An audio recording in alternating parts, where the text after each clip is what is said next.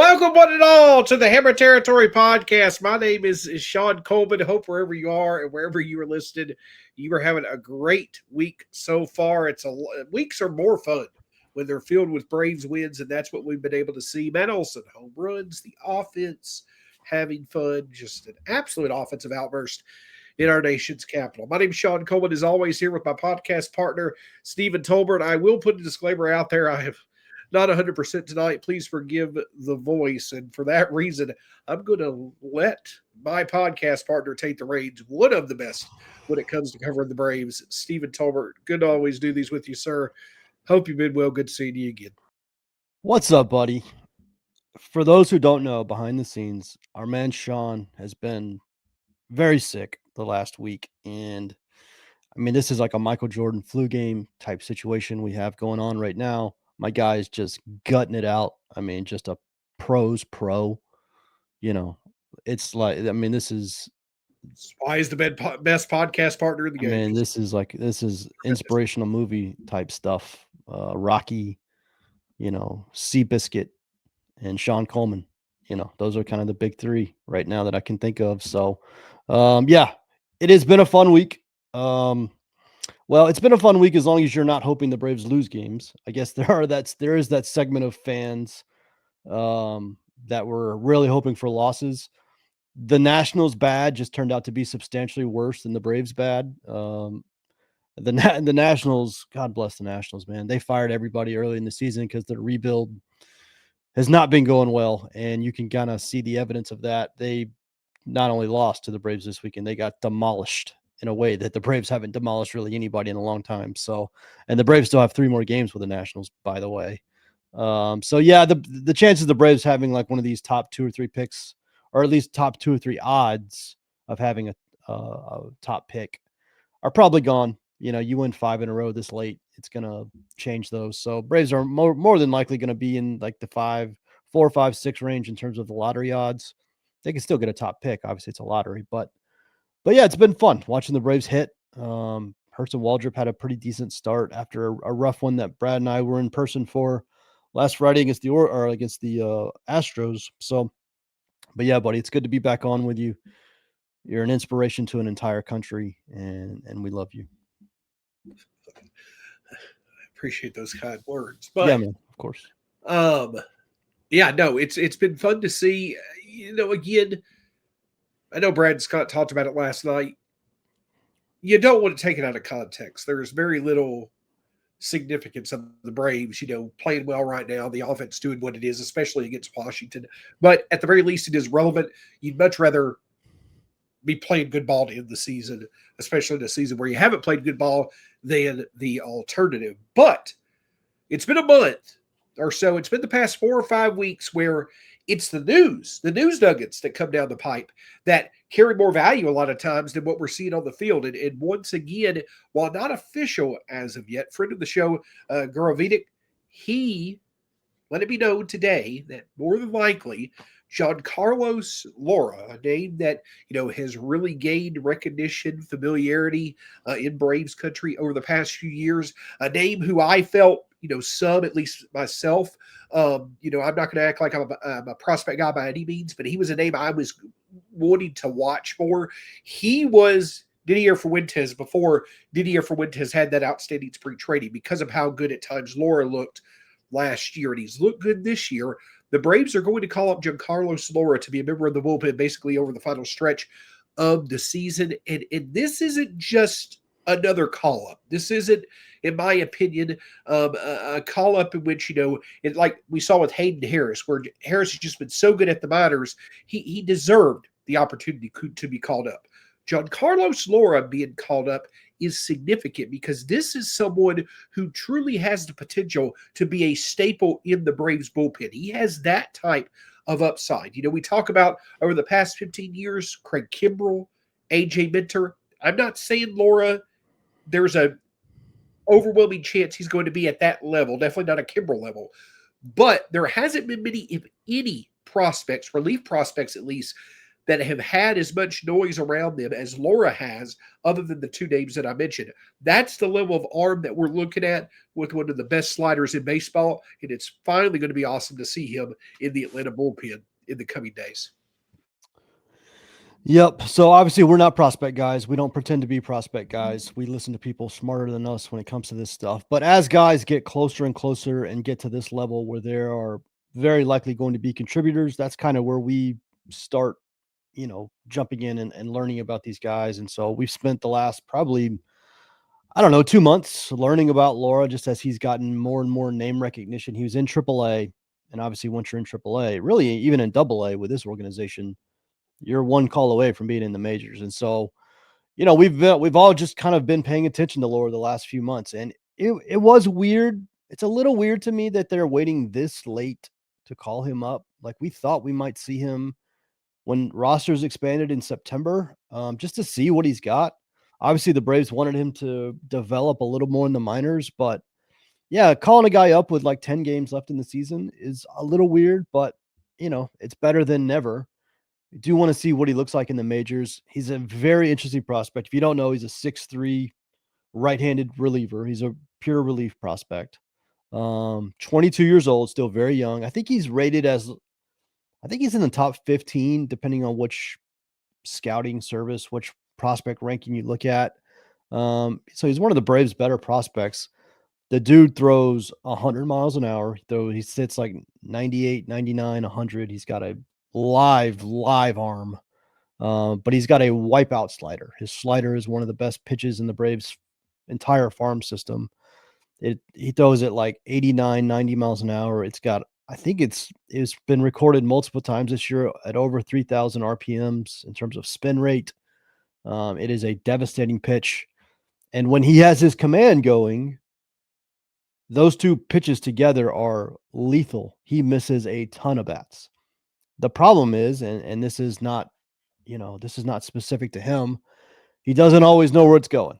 And the command and the control is certainly his biggest thing. He walks a number of people and has all year. And I'm sure that's what's kept him in the minors. Like, listen, if this guy was walking 3 per 9 inning, he would have been in the majors a long time ago. That's kind of his thing. But if you have control problems in the minors, once you get to the majors, they usually get exacerbated. So it's probably going to go poorly a little bit. This is going to be kind of a little bit like Didier Fuentes, where it's probably throwing him to the wolves a little bit just to see what he looks like. It's not as bad as Didier Fuentes because Fuentes was literally 19 years old when it happened to him. He's 20, Laura's 22. He's spent a substantial amount of time in Gwinnett.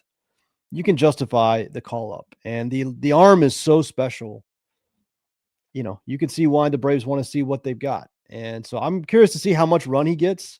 Again, the Braves have not confirmed this, but Gurov doesn't miss on this stuff. He's pretty much batting 1,000 on all. Anytime he reports this, it happens like the next day. So I would expect by the time you are listening to this, that Jhancarlos Lara is either on the team or there will be an announcement very shortly that he's going to be on the team. But this is an exciting one. This is a really top end level reliever prospect that, if he's good, could help the Braves quite a bit. Yeah, I mean, he's the type of arm that can be a contributor not only to the Braves next year when they're trying to win, but can even be a potentially difference-making arm. In big moments. I know I'm putting a lot on what will be a 23-year-old next year, but that's the level that we're looking at. And it's not like a Daysbel Hernandez, where if his stuff's on, which is more rare than it being. It's more rare for Daysbel to be on and locked in than it is for him to struggle. He struggled quite a bit this year. Yeah. Carlos Lara, if he's locked in, that slider legitimately could instantly be one of the best breaking pitches of a reliever in baseball. Again, it is that good. I know that it's a dime a dozen now when it comes to relievers who throw near 100 miles an hour and can flash a highly effective slider. Jhancarlos Lara could have one of the best of the best. That's the level that he could be at in time. Not saying it's going to be instantaneous, but just saying that this could be a difference-making arm. When we talk about the Braves being able to find internal sources of difference-making contributions to a team that in the years to come is going to look again to contend, Jhancarlos Lara is one of those type of contributors, and it's going to be good to see what he can do. Again, it's going to be the control that really matters. But one thing that I celebrate with this particular prospect for the Braves is with how much the Braves push these arms to be starters, to be starters, to be starters, and push them in terms of, elevating them through the minor league system quickly. With Lara, they took a different path. They went with what he was successful with, which was pitching down the bullpen, and it really seems to have clicked with him, and it could pay big dividends both next year and potentially for years to come. Yeah, and that is a very good point. Like, this guy has been pretty much a pure reliever prospect his entire career with the Braves. Like, there's no talk about being a starter. I know at some point in Gwinnett, I think they stretched him out a little bit, but there's no one that we've talked to that thinks this guy is going to be a major league starter. He just has 2 pitches. And, the big thing when you have 2 pitches is that you pretty much have to be a reliever. It's very difficult to go through an order more than one time with 2 pitches. And that's kind of the baseline for being a starter in the majors is 3 acceptable pitches somewhere. So, yeah, he'll be a reliever. The question is going to be how good of a reliever. And listen, I'm not saying it's open tryouts for the Braves bullpen next year, but there's definitely spots available in the Braves bullpen next year. And if Lara comes out and impresses, even if it's only for a week sample, he's only going to be up for 10 days. That means he's going to be on the 40-man. When they make the move tomorrow, obviously they got to make a 40-man move to get him on the 40-man. And once you're on the 40-man, you get an invite to spring training. You're a part of the mix now. Like, getting on the 40-man is a huge part of a prospect's life cycle. And so if he does indeed get called up tomorrow, that means he's now on the 40-man. So, he'll be in spring training next year. He is in the mix to be a contributor for the bullpen next year, if that does indeed happen. So it's a big deal. And that's kind of why some of us wanted to see it early, just to kind of get him in the rotation of possibilities for the bullpen next year, because somebody with this type of arm needs to be at least looked at. We need to see at least what he's got, what he doesn't have. Maybe it's abundantly clear this guy belongs in the minors still. He's only 22 years old. It's not that big a deal if he needs to go back to the minors. And if that's where he needs to start next year, that's fine. But let's see it. Let's see what he is, what he's got, what he looks like, how far away he is. It's all good. I think I hope the Braves had done this a couple of weeks ago, so we got a larger sample, but better late than never. I'm excited to see the kid. And the thing is also about the Braves bullpen with Aaron Bummer, Pierce Johnson, and Joe Jimenez. Between those 3, you've already got $25 million combined in commitments to your bullpen next year. Yeah. Those are 3 fine arms for the 6th, 7th, and 8th, but you don't have a proven closer. You still have questions about your back end. That's a lot to be committed to next year's bullpen with there still being this many questions outstanding about it. Yeah. So you need to find some answers, and you need to find some answers from cheap sources, which means internally, and that is hopefully Jhancarlos Lara working out. It's going to be awesome to see. I again know that we'll only get to see it a few times, but when you see that slider, when you see that fastball slider combination at work, it's going to turn your head, and it's going to be good to see. And hopefully we'll get to see it be successful in many big situations as we go through the next several years in Atlanta. But speaking of moves, speaking of roster additions, that was not the only roster addition today. And when you look at the grand scheme of things over the past 6 weeks, the Braves have been highly active and now have a pretty crowded roster. Me and Steven will break that down a bit more here in just a moment after a word from our partners. Kratz, I'm going to steal a line right from the top here about MeUndies. A cut for every butt. I took a line that I feel like you would enjoy, but then you stole my thunder with show and tell. What do you have there? Besides a huge Baduka dunk, this is my pair of MeUndies that I got. I'm not going to show you the other pair right now because I got them on, but it doesn't even feel like you have them on. Super soft, flexible, and yet holding everything together. I love the 20 different styles, 100 different colors and prints, and the micro-modal fabric is what you're talking about. Breathable, stretchy, unbelievably cozy. And right now, as a listener of FT, you can get cozy and spooky for less with deals up to 50% off at MeUndies.com/foul and enter promo code FOUL. That's MeUndies.com/foul, promo code FOUL for up to 50% off. MeUndies, comfort that's made for fall. So, Stephen, again, not the only move that was made today, or excuse me, let me back this up real quick. It's actually a move that was not made today because, again, it's not been made official as of yet. But the significance of that is because since that move has not been made official, it is going to be official more than likely tomorrow. An official move that the Braves did make today is they claimed former San Francisco Giant infield prospect Brett Wisely. He is now on the Braves 40-man roster to make room for him. The Braves added Aaron Bummer to the 60-man IL. If you've ever really dived into it, I know several Braves country like to do this. It always makes me smile with how intelligent many members of Braves country are because they know what they're talking about from looking and doing their own research because they just love baseball so much. What I'm getting at is that there are many moving parts when it comes to this Braves 40-man roster. Number one, in terms of the people who are currently on it, but perhaps even more significantly is the people who are not currently on it, who are on that 60-day IL and are going to clearly be back on the 40-man roster once the season ends. We'll get into that in just a moment. Do you see any significance? Did the addition of Brett Wisely turn your head? It seems to be a bit redundant with other members that we have on the 40-man roster, but former somewhat top prospect with the Giants. Yeah, so the Braves love themselves a light hitting utility infielder. I mean, this is right out of the like Nicky Lopez, Nick Allen, Vidal Brujan, Luke Williams mold of can play shortstop, can play second, can play third. He's left-handed. He throws right-handed, but he hits left-handed. He's still relatively young. He's only 26.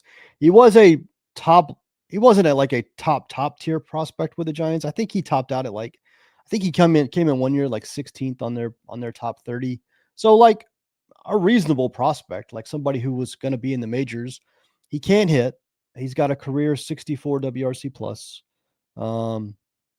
He's got very little power. He doesn't have much speed. His main value is he can play shortstop, second base, third base. He could probably play first base in a pinch, honestly. He could probably play a little outfield if you gave him a chance to. Like, he is a utility guy, and he is taking up a 40-man spot now, and this is why this is significant. If this was just a minor league guy, we would never talk about him. But once you get to the point, and we were just talking about this with Lara, once you get to the point where you're on the 40-man, you're taking up a 40-man roster spot, what you do and how well you do it is now a significant part of the equation because there's only 40 of those spots available. And, the Braves already have Nick Allen. They've got Vidal Brujan. They've got, obviously they got Ha-Seong Kim now. We don't know what's going to happen with Ha-Seong Kim because obviously he's got this player option lingering out there. But now they have this army of like backup utility type infielders. I can't imagine all of them are going to stay around. That's way too many offensively challenged middle infielders to have on your 40-man. Somebody's getting bumped at some point. Obviously, a lot of that will happen in the offseason, but he's just a guy, kind of. There's not a lot of excitement here. There's not much to get worked up about. Ha-Seong Kim is obviously the main priority at shortstop right now, as everybody hopes he's back. But if he's not back, the Braves have this small little army of guys who can't hit, who can play middle infield positions. Yeah, and it's good to see it. It's probably tryouts. That's probably what it is. I mean, I think at the end of the day, Nick Allen probably, makes sense to keep because of all those guys, I'd even throw Nacho Alvarez in there, though I think Alvarez still may have a minor league option left.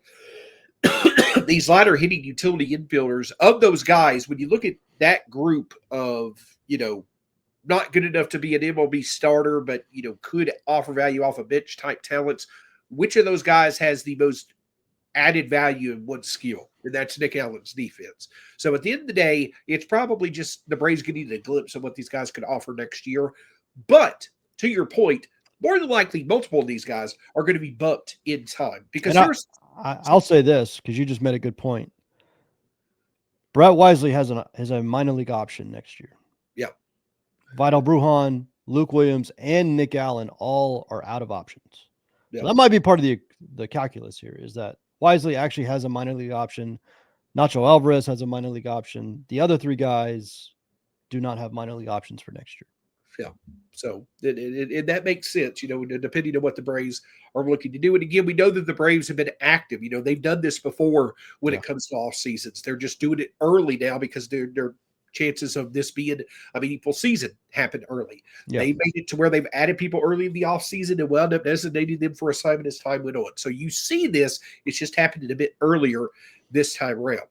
But it does need to be mentioned, the amount of names that now are building up on that 60-man IL and who's going to be added back. I mean, we're talking about Aaron Bummer. We're talking about AJ Smith-Shawver. We're talking about Jake Fraley now, Spencer Swellenbach, Reynaldo Lopez, Austin Riley. I know I'm forgetting names.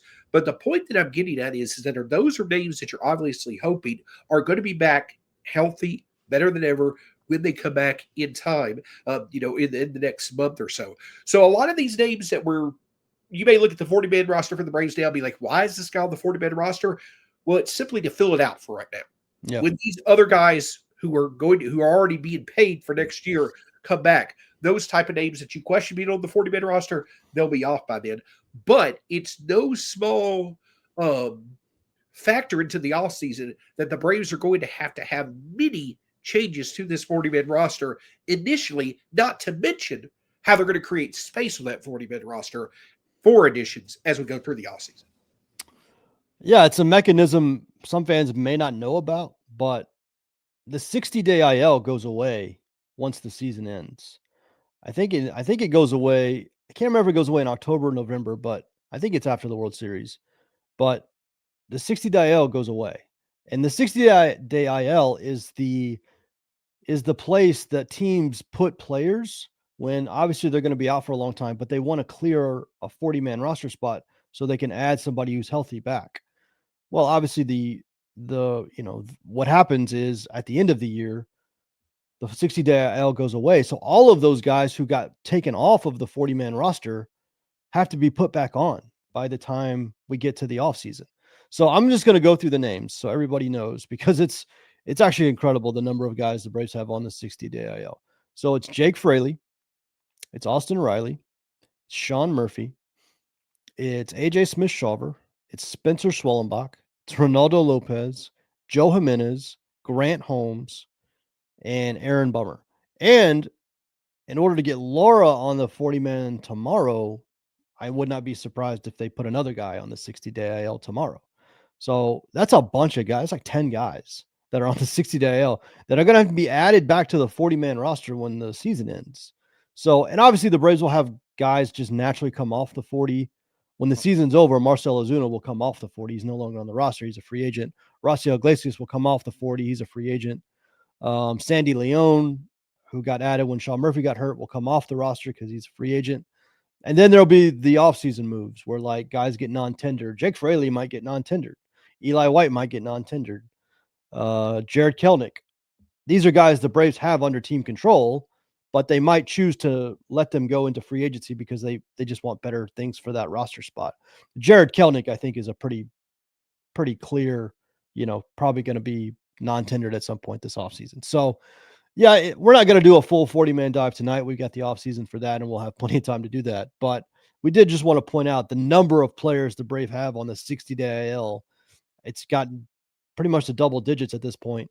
All of them have to be added back at the beginning of the offseason. And then you have to actually, if you want to make any sort of moves, then you have to clear space there to make moves to add guys to the 40. So it does get tight in the offseason with no 60-day IL. You do have to put everyone back on. And so we're going to see some moves early where the Braves are making roster moves.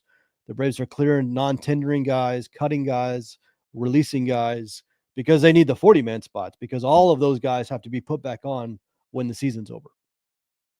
And it is not a far-fetched statement to make or prediction to make, I feel, that those group of names that you just mentioned, that group itself could be a source of 20 to 25 wins above replacement next year for this Braves team.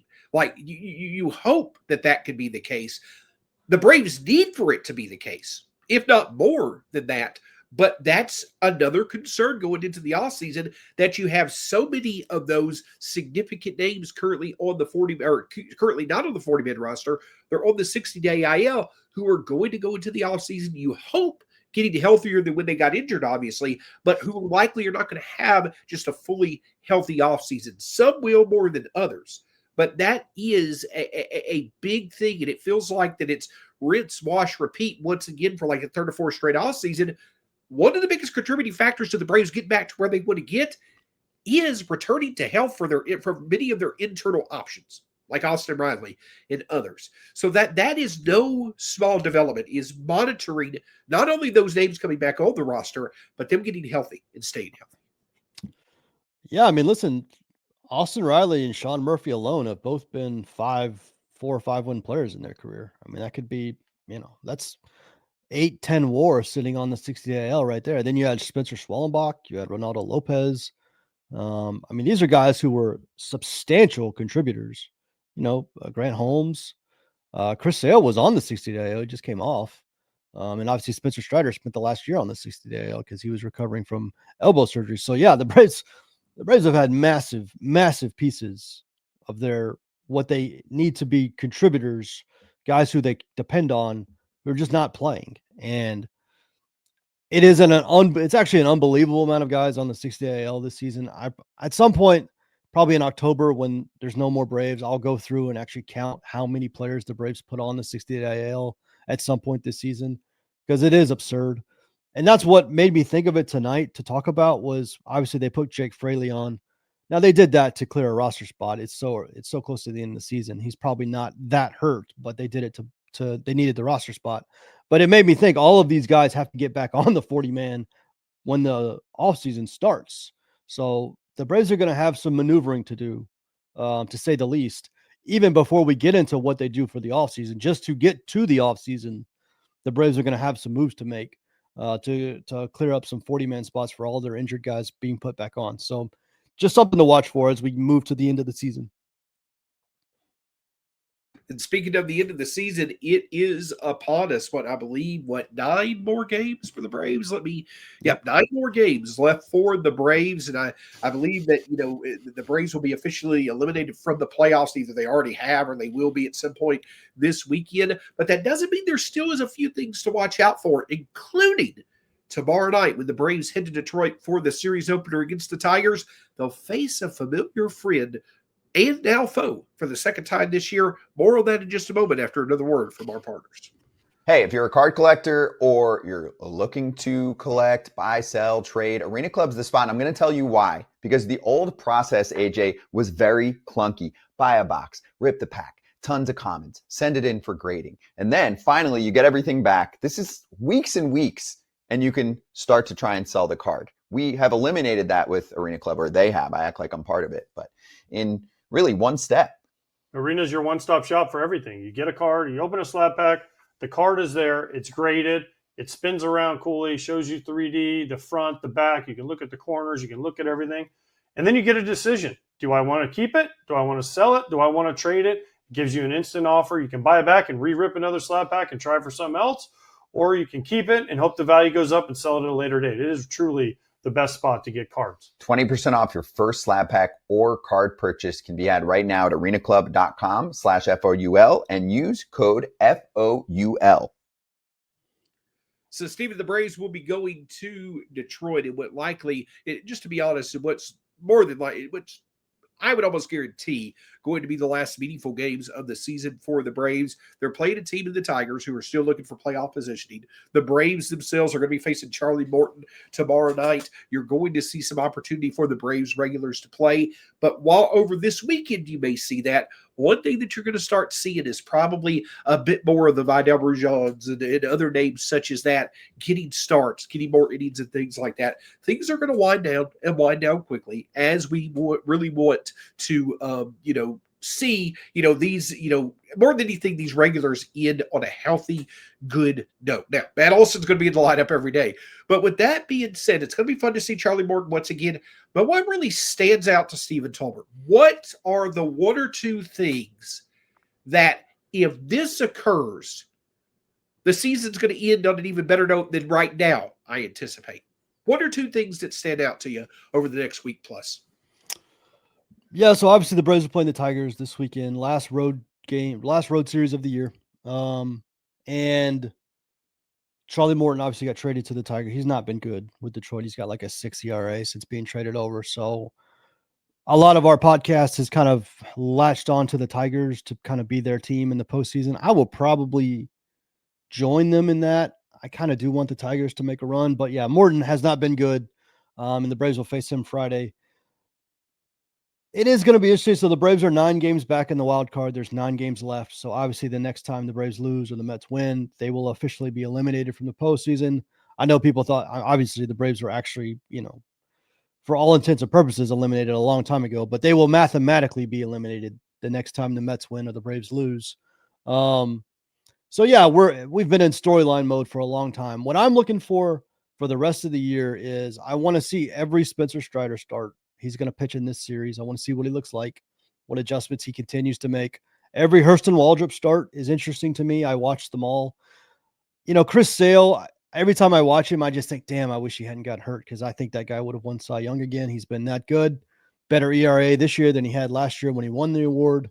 So, and obviously you just want health. I just want Acuna, Olsen, Acuna and Olsen both getting hot here in the last, part of this September, last part of last couple of weeks is awesome to see. Those guys can now go into an off season, just, fully regular, healthy and can get set up for a strong 2026. But yeah, mainly health, seeing the guys who are still pitching. I want to see what Joey Wentz looks like, what Waldrop looks like, but I'll tell you what I'm most interested in. And Brad and I talked about this a couple of days ago, and Scott and Brad actually talked about this last night as well. If the Braves are going to do any sort of sending off of Brian Snitker of the last week and they're home the last week, that announcement needs to come like in the next day or two that he's retiring. And then you can do a whole week of fans come to the park to see Brian Snitker's last games. You can do a whole Brian Snitker appreciation week. All the stuff that you would kind of expect for somebody who's been in the organization for like 50 years.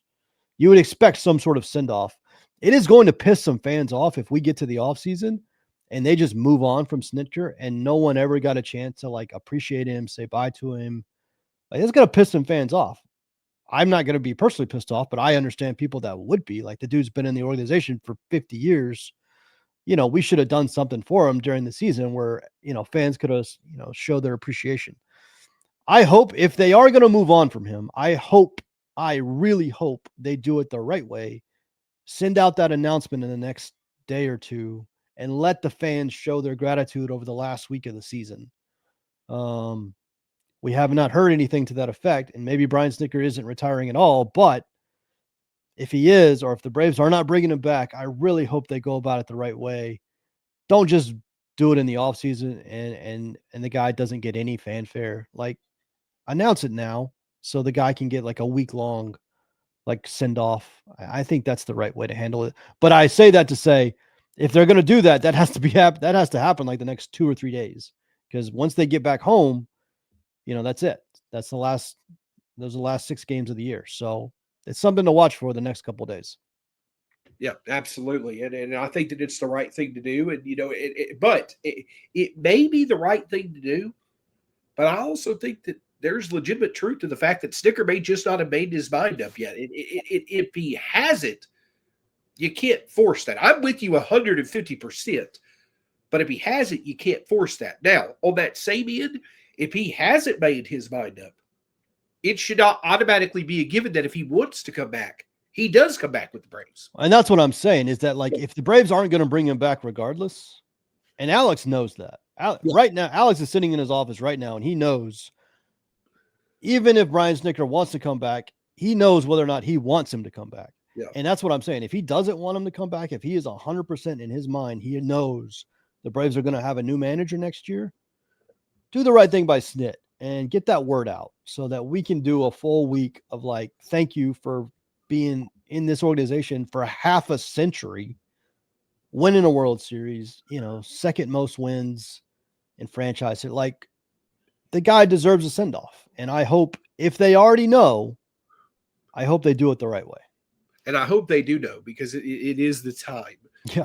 for Brian Snitker, whether it be retirement or what have you. It is the time to make a change. But, I don't want to, no spoilers there. We'll have that to talk about plenty in the offseason, but that time has come. But that's a conversation for another time. I'm there with you. I really want to see how the top of the order continues to work out, because I think as of right now, there's a very good chance the top three in your order in some combination are going to be Profar, Olsen, as well as Acuna, backed by Baldwin and Riley, whatever potential addition you can see there. Hassan Kim being able to end the season on a good note, I think would be really good to see as well. So plenty to watch out for. Now, we'll end the show on a bit of a maybe surprising note, or a bit of a, random note, if you will, but I think that it certainly is worth it. There was another announcement today. We were talking about, Brian Snitker, ending the year with his potential retirement announcement, or a send-off for him.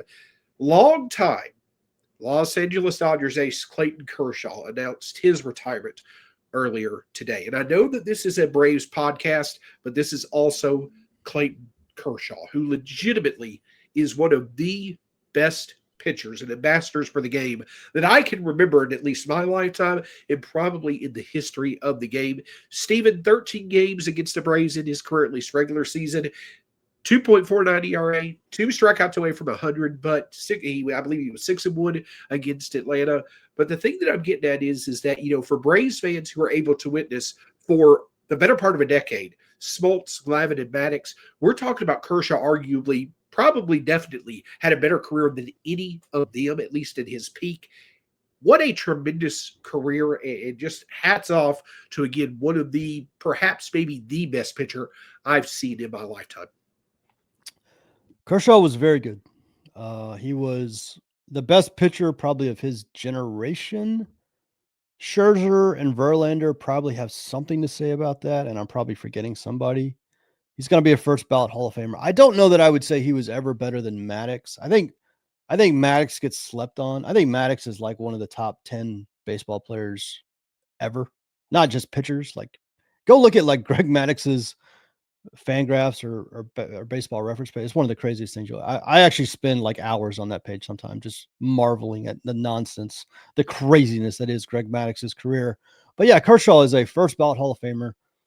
He's got some like counting numbers, like wins and stuff, that we're not going to see again for a long time. Like when this generation of like, Kershaw, Scherzer, Sale, when these guys retire, we're going to go along. Like, Kershaw has over 200 wins. And listen, pitcher wins is whatever. I don't care about it. But a lot of people do. You're not going to see a pitcher with 200 wins again for a long time. Like, once this generation of guys retires, because in the new age of baseball, nobody cares about pitcher wins. So they don't go for them. They don't accumulate the way they used to. So, first ballot Hall of Famer retiring today. Did he pitch? What? I don't even know the last time he pitched, but he's got a career ERA in like the mid twos. I mean, it's just absurd how good this guy was for so long. Again, was probably at one point was very clearly the best pitcher on the planet. And so, yeah, hats off to Clayton Kershaw. Job well done. One entire career with one team. You don't see that much anymore. Obviously Braves fans know with Chipper Jones how that's kind of a special thing. Derek Jeter, the Yankees, and now Kershaw with the Dodgers, an entire career with one team. So even that alone is just something to kind of applaud and, enjoy retirement, Clayton Kershaw. And I agree with you. I probably misspoke there in terms of, I think that you could make a case easily that Greg Maddox had the better career. Their peaks probably are comparable. Yeah, his peak, Kershaw's peak is as good as anybody's peak in baseball history. Yeah, and that's the point that I'm getting at. The fact that you're sitting here comparing him to the likes of a Greg Maddox is just there. And again, I know that the Dodgers have been a rival. Many in Braves country don't like the Dodgers, but man, just Clayton Kershaw had one of the rare characteristics, and I think one of the biggest compliments you could give to a pitcher. When he pitched during his prime, that was one of the most must-see games during the week that you had to be able to see. And when Vin Scully was on the mic calling his games, that made it even better. So hats off to a great career for Clayton Kershaw. Obviously, well-deserved, one of the greatest ever to take the mound and a clear first ballot Hall of Famer. Steven, do you have anything else as we wrap up this edition of the Hammer Territory podcast? Nope. We were looking through some of our numbers for September, and the downloads that we get on these episodes are just insane, especially when the Braves suck. Like, you guys have just been awesome to us. And I know I've said it a bunch lately, but we are very grateful. Like, it is really cool for us to see that you guys still very much enjoy the show, that you're still responding to the show, interacting with the show. Still get a ton of comments on YouTube and stuff. So just a big hats off to you. You know, nobody, this is not the season anybody, any of us, any of you guys wanted, but it happens. This is part of sports. This is part of being a fan. So some years just don't go your way, and that makes the years where it does go your way that much more special, right? 2021s are special because 2025s are possible. And that's how sports go sometimes. So, but we appreciate the support. It's been really, really strong, and we appreciate you guys quite a bit. And I can tell you this: when the season ends, it ended a while ago, but when the off season starts, that's gonna get us rejuvenated, because that's when we can really break down into just every angle. I can't wait to get to the off season and start talking about how can this Braves team get back to where we can talk about wins instead of getting excited potentially about what could happen with what's going on the field. I'm ready to get back being excited about what happens on the field, and it may be months away, but it's what you do in those months leading up to when you're back playing meaningful games that's going to make them meaningful for as long as you hope that they will be. You can find myself at Stats SAC on Twitter /X, Stephen Tolbert at @B_Outliers, Hammer Territory across all forms of social media, part of the Foul Territory family of podcasts. Thanks for bearing with me today. I'm going to go get some medicine in me. Flu game. That was a flu game. Hopefully feel better. Thank you, as always, to Stephen Tolbert, again, the best podcast partner in the game, and also to Brad Rowland, as well as Scott Coleman, who will be back with you later this week. Until next time, go Braves. We'll talk to you again soon here on the Hammer Territory podcast.